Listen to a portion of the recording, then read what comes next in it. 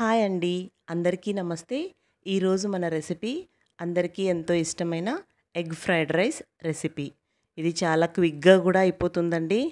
కావలసిన పదార్థాలు చూస్తున్నారు కదా! ఇప్పుడు రెసిపీ ప్రొసీజర్‌లోకి వెళ్ళిపోదాం. 200 గ్రామ్స్ బాస్మతి రైస్ తీసుకొని ఒక అరగంట పాటు నానబెట్టి పక్కనుంచుకోవాలి. దానికి సరిపడనంత ఎసరు పెట్టుకొని రోలింగ్ బాయిలింగ్ అవుతున్నప్పుడు వాటర్ బాగా పొంగుతున్నప్పుడు ఆ బియ్యాన్ని వేసుకోవాలి.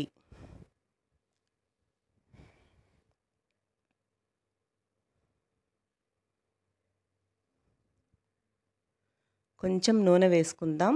నూనె వేసుకోవడం వలన చాలా పొడి పొడిలాడుతూ వస్తుంది. ఇప్పుడు రైస్ బాయిల్ అయిందేమో చూద్దామండి. ఎక్కువగా బాయిల్ చేయకూడదు. 70-80% కుక్ చేసుకోవాలి అంతే. ఫ్రైడ్ రైస్ కదా ఇది. ఇప్పుడు దీన్ని ఒక ప్లేట్లో చల్లారబెట్టుకుందాం.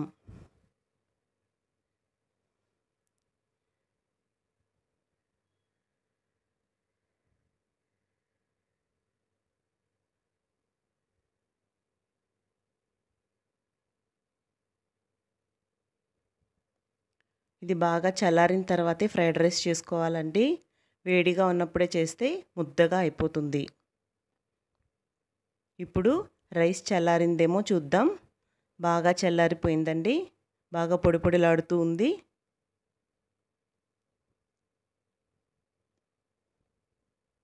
ఇప్పుడు ఒక ప్యాన్ పెట్టుకొని ఫ్రైడ్ రైస్కి కావాల్సినంత ఆయిల్ వేసుకోవాలి. ఫ్రైడ్ రైస్ కదా, కొంచెం ఆయిల్ ఎక్కువే పడుతుందండి.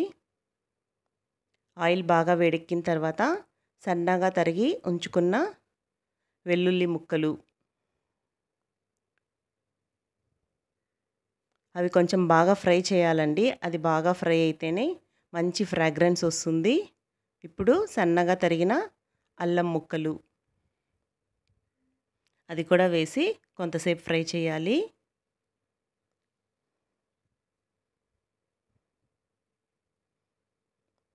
ఇప్పుడు 1 లేదా 2 పచ్చిమిరపకాయలని సన్నగా తరుక్కొని అది కూడా వేసుకోవాలి. కారం, ఉప్పు మీకు తగినంతగా వేసుకోవాలండి మీరు.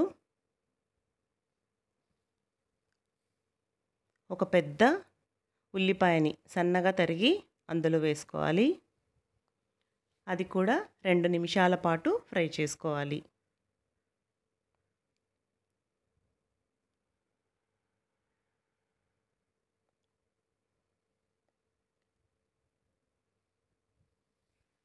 ఇప్పుడు సన్నగా తరిగిన క్యారెట్ ముక్కలు, క్యాప్సికమ్ ముక్కలు రెండింటిని కలిపి వేసుకొని 50% ఫ్రై చేసుకోవాలి. కొంచెం వెజిటేబుల్స్ ఎప్పుడు క్రంచీగానే ఉండాలండి. మరి సాఫ్ట్గా కుక్ అయిపోకూడదు ఫ్రైడ్ రైస్లో.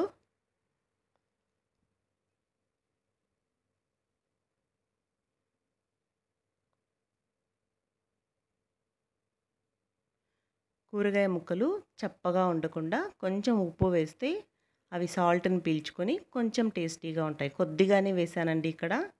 తర్వాత ఫ్రైడ్ రైస్కి సరిపడా ఉప్పు తర్వాత వేస్తాను.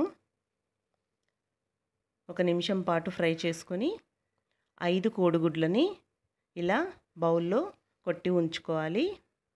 ఇప్పుడు వాటిని వేసిన తర్వాత వెంటనే కదిలిచ్చేయకూడదండి.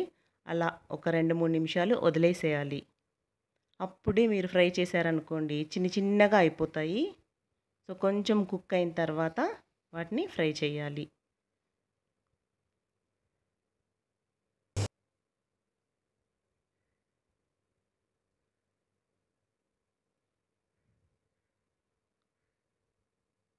ఇలా కొద్దిగా జరిపారంటే అది కూడా బాగా కుక్ అవుతుంది. ఇప్పుడు కొంచెం కుక్ అయిందండి, ఫ్రై చేసుకుందాం. ఫ్రైడ్ రైస్ మొత్తం హై ఫ్లేమ్లోనే ఉంచుకోవాలండి. అప్పుడే ఫ్లేవర్ బాగా వస్తుంది. ఎగ్స్ బాయిల్ అయ్యేటప్పుడు మాత్రం కొంచెం లో ఫ్లేమ్లో ఉంచుకోవాలి. మిగిలినదంతా హై ఫ్లేమ్లోనే ఉంచి ఫ్రైడ్ రైస్ చేసుకోవాలి. ఇప్పుడు చల్లార పెట్టుకున్న రైస్ ఇందులో ఆ ఎగ్స్కి సరిపడినంత రైస్ మనం వేసుకోవాలి.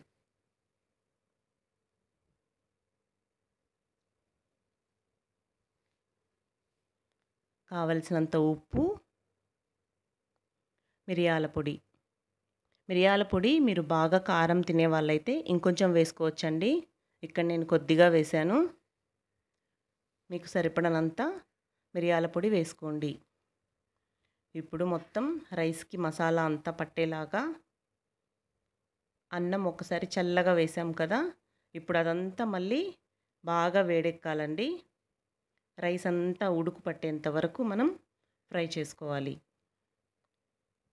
రైస్ విరిగిపోకుండా మెల్లగా కదుపుకోవాలి. నా రైస్ కొంచెం డ్రైగా అనిపిస్తోందండి, అందుకు నేను కొంచెం ఆయిల్ వేశాను.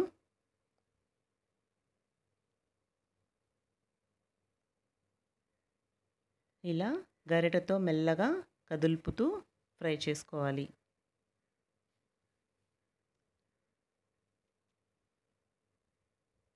రైస్ అంతా బాగా వేడెక్కాలండి. అంతవరకు మధ్య మధ్యలో కదుపుతూనే ఉండాలి, రైస్ కింద మాడిపోకుండా. నాకు ఇంకొంచెం స్పైసీ కోసం నేను పైనుంచి మిరియాల పొడి వేశాను.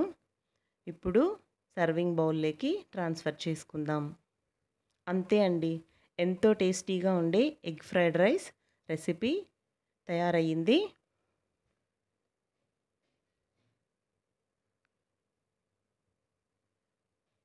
చూస్తున్నారు కదా ఎంత కలర్ఫుల్గా ఉందో.